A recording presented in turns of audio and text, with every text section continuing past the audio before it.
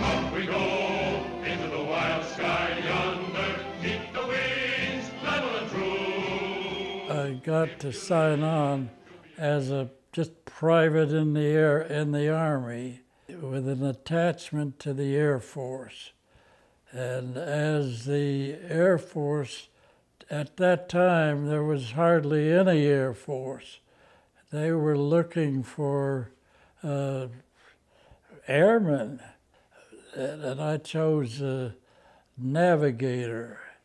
And I'd passed all the other tests, and they said, well, we're a little short of pilots. If you would change to to come in as a pilot, we would enjoy that more, and we would get you into training much more rapidly. And I said, well, it doesn't make much difference to me.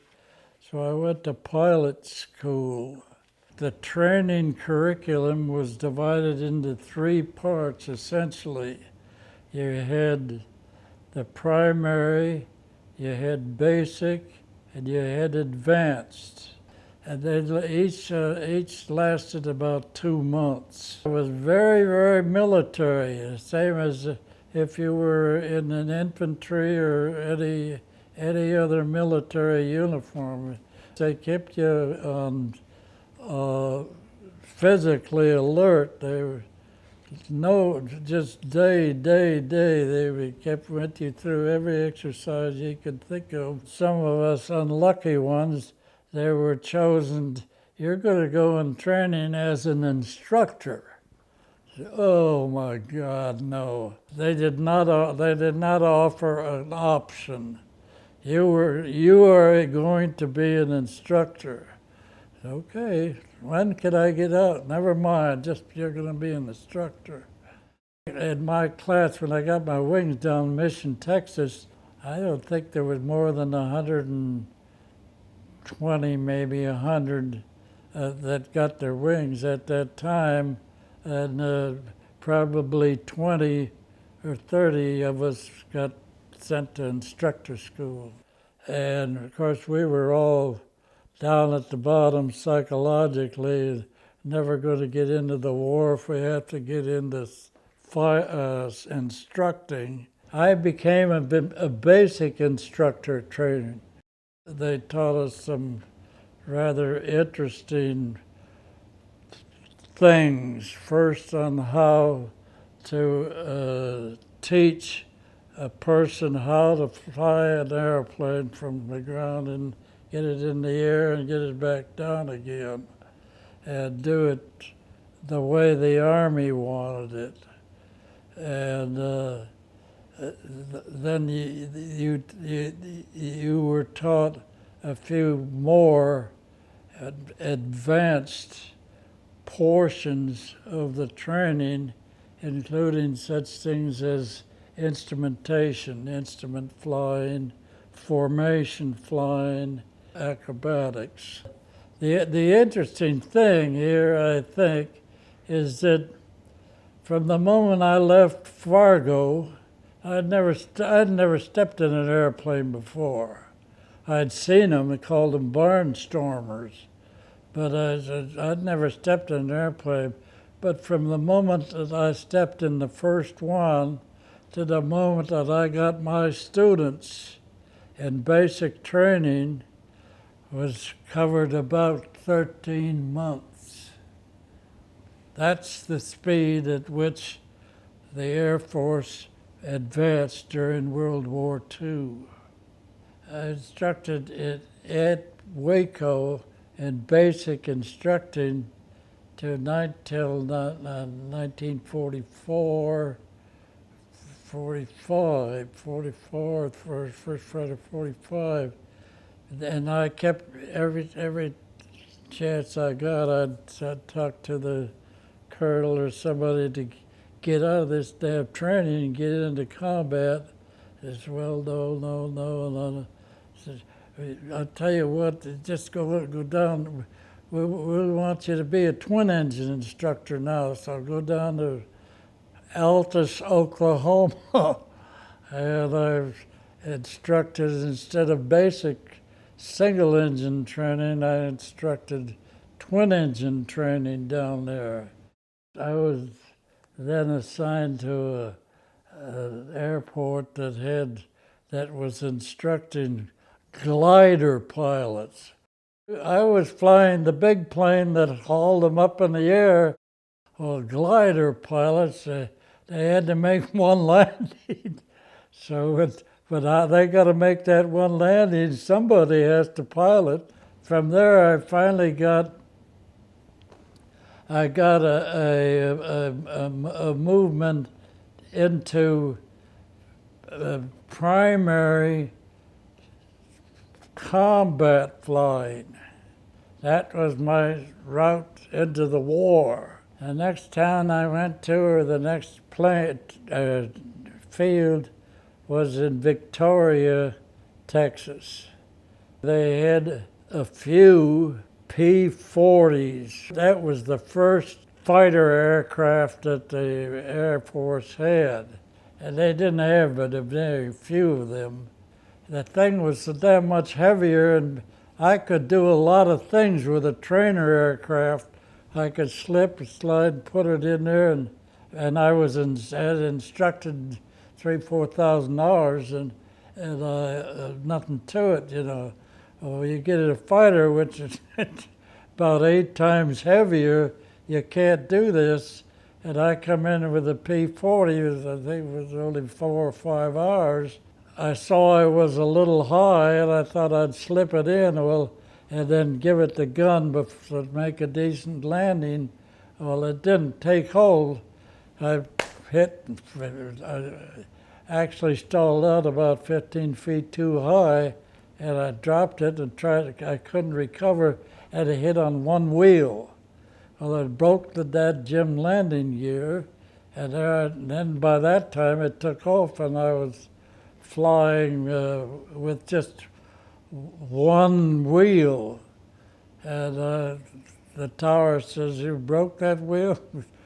It's okay, what do you want me to do? They said, "Well, go on out and use up all the gas and come back and make a one-wheel landing between the runways." This was Foster Field was the name of it. And then get out and run like hell.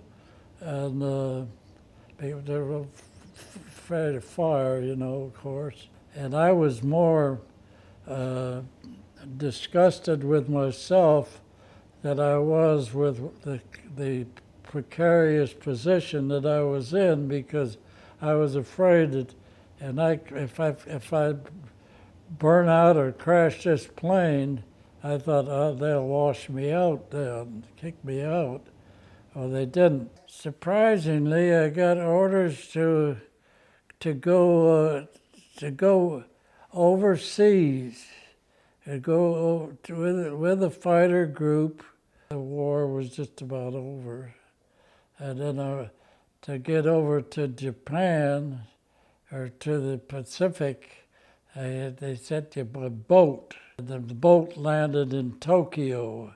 In fact, it was right next to the Missouri, which was the boat that the surrender had taken place on. And we got off the boat and went to a place called Tachikawa, which was a Japanese base of the suicide bombers. Oh, just a week or two staying there. We didn't fly there, we just held there until they take us down to the southernmost island of Japan, Kyushu it's called. Over there we fly in P-51s, and we were flying reconnaissance to look for all the shipping going out of Japan and any buildup of troops within the island. After so many months with the Japs, you know, and they were bow downs, and we were the victors, so that psychologically I'm hit. with memories. I've told this story before of how should I respond. And I think back at the Japs and the Bataan Death March and some of the things those bastards done to our troops during the war, before the war, Corregidor and that. I think, well, all right, now I'm the victor, how should I treat them? Psychologically, it was hard to accept. Should I kick them in the butt, or how should I treat them? Well, they treated it very respectfully in that. It was hard to console yourself psychologically and physically to adopt, understand how they lived. Like when the war was over, I was about 150 miles, maybe less, from Hiroshima, and I only went 25 miles from Nagasaki. That's where our base was. The first time I took off from our base at Kyushu, I flew over to Nagasaki. I wanted to see what it looked like. And there, in the middle of the town, there's a huge hospital, is the biggest Red Cross that you'd ever seen. And I said, God, I can't imagine. You know, that had to be the IP when they dropped the bomb. And what it was like to have a bomb drop on top of that hospital, especially the big bomb. It was just, and Hiroshima was nothing. It was just like burning cardboards. Completely devastated. It was truthfully an interesting experience there to see how they responded to, or were completely ignorant of, or choose not to be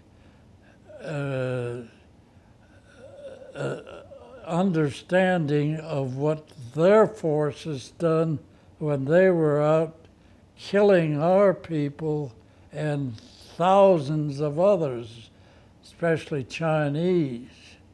And how do we treat them? The same way, or what?